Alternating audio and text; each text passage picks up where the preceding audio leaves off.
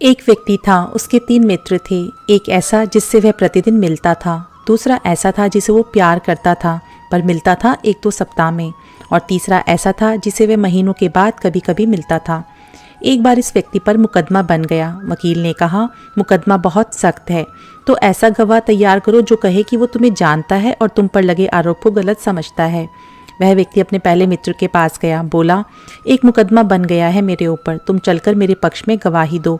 मित्र ने कहा, देखो भाई, तुम्हारी मेरी मित्रता अवश्य है, लेकिन गवाही देने के लिए मैं तुम्हारे साथ एक पग भी नहीं जा सकता। यह व्यक्ति बहुत निराश हुआ, दुखी भी हुआ।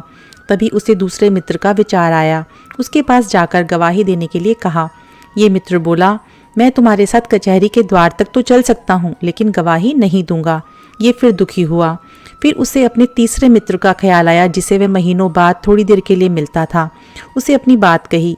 तीसरे मित्र ने जोश के साथ कहा, मैं चलूंगा तेरे साथ, तेरे पक्ष में मैं गवाही दूंगा और मेरा दावा है ये मुकदमा समाप्त हो जाएगा और तू बरी हो जाएगा। परंतु वह मित्र कौन है? वह है आत्मा। पहला मित्र है धन, संपत्ति, भवन, भूमि, जिन्हें मनुष्य अपना समझता है और जिनके लिए रात दिन हर समय चिंता करता है। दूसरा मित्र है ये संबंधी, रिश्तेदार, पत्नी, पति, बच्चे, भाई बहन, जिनके लिए मनुष्य प्रत्येक कष्ट उठाता है।